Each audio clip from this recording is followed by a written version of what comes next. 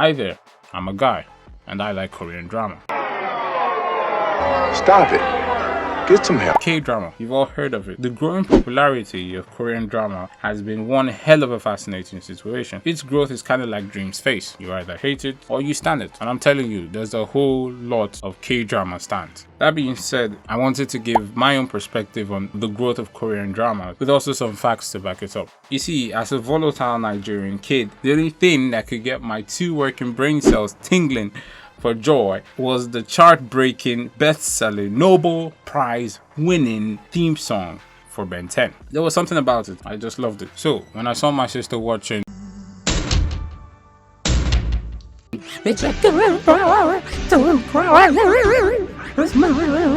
that song, inevitably changed my whole approach to entertainment and introduced to me South Korea. If you guys don't know where that song was from, it's from City Hunters. Great show, by the way. I definitely recommend. But that started my K-drama journey and it got me hooked on that.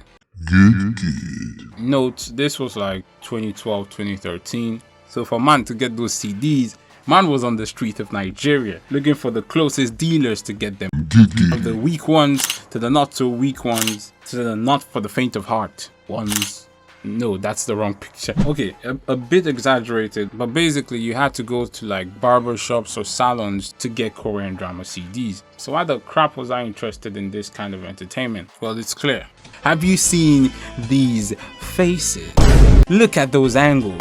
Enough with the sound effects, I'm just complimenting my bros. Not saying the women were not good looking too, but these men, man. Okay, before I get too weird, I'm sure some people will be saying they do plastic surgery. Who gives a crap? To me, these people were just absolutely beautiful people, whether they do plastic surgery or not. I did not care. But not only that, Korean dramas have always had good cinematography. I'm talking using strategic scenes that they showed to showcase South Korean culture. That definitely made my kid brain absolutely light up. And then you have the cringy stuff, the over-the-top romantic scenes, the excessive use of background music, even when it doesn't set up any romantic tone. Like characters could be talking and all of a sudden like that. Oh, and let me not forget the overuse of slow motion. You know what I mean. When the main character walks in the room, but you're not sure it's the main character, but once you see the slow-mo, you start smiling and you're like, that's the main character. All that accumulation of cringe, to me, it was not cringe. To me, it gave me stupid confidence. I was like, all I need to do to make my crush like me was to just drop that book and then go for the eye contact. And boom, love. Or fall on the highway and then her dad picks me up and boom, eye contact. Love. I definitely did not do any of that, but K-drama gave me sick confidence as a kid. I felt like it was different from any sort of entertainment that was out there. When you had the overly sexual nature of Hollywood series compared to K-dramas that literally it's all about the romance. Or you had the bad language that's been pushed onto TV, when K-drama literally did not have any of these things, and definitely improved my reading skills, that's for sure. When man be reading 15 words in one frame, I mean, your reading would definitely get better. But then how did K-drama actually get to Nigeria? That's the question. How did such a new form of media make it to Africa? It's definitely not from these Korean production companies, because I didn't see any Korean drama on dedicated Nigerian television. But what we normally had was soap operas. So how did they get into Nigeria or the most part of Africa? I think it has to do less with marketing and more with piracy. Well, y'all might be asking, piracy, what do I mean? You see, as South Korea pushed their media to China and the different part of Asia, I think this opened their content to potential piracy, with this content being shared online. So you had these guys downloading it and putting it in CDs to sell for money. Well, this might be wrong from an ethical point of view, but I think piracy was the stepping stone for Korean drama, not necessarily in Asia, but on an international stage. Back in the day, we go to barbershops and saloons to get K-drama CDs, and these CDs was the stepping stone for the Hallyu revolution that we see today. You see, by pirating these contents and putting them on CDs, you had other countries who these production companies could not reach, like, well, in my case, Nigeria, where these CDs were being sold, planting seeds that honestly did not make money for these production companies, but definitely made an audience for the Korean market. And looking back, it wasn't really like these K-drama storylines storylines back in the day were unique or anything. It was pretty, the normal K-drama cliche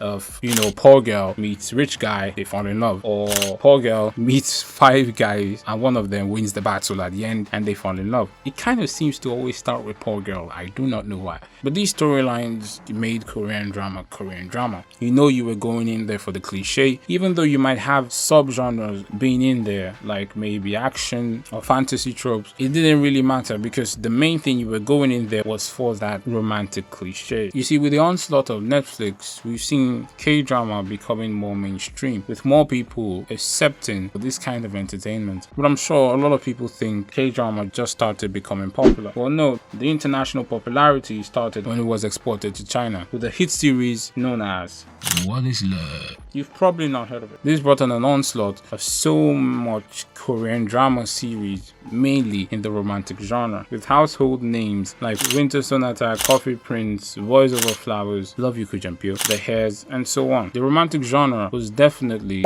the moneymaker for these Korean drama companies. This was not to say that other Korean series didn't make headlines, but you definitely didn't see them in the Nigerian barbershops, that's for sure. It was all about the romantic drama genre. So how did an industry which started making waves in 1997 still remain so relevant till this day? It's all down to evolution. Well, that's what I feel personally. I feel the K-drama industry grew to understand the Western markets and basically give them what they want. With the coming of streaming services, these production companies started to understand that there was a wider audience that did not see the whole romantic drama genre as important. I personally feel like this led to an onslaught of diversity in writing. Now we see so many series that doesn't focus or even have anything to do with romance. I think that's evolution. Now, where I feel streaming services like Netflix or Viki helped was pushing these already popular shows and putting them on a grander stage to shine. And we've clearly seen what Netflix is capable of doing with such an industry. With shows like Kingdom, Vincenzo, Itaewon Class, and so on.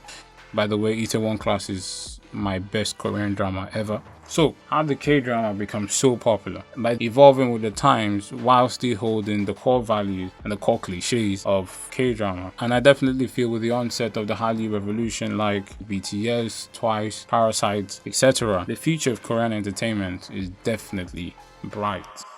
Hello, this is the outro. I'm sure you can definitely tell I absolutely love K-drama, so I've been planning to do like episodic reviews on my channel, but I don't know where to start.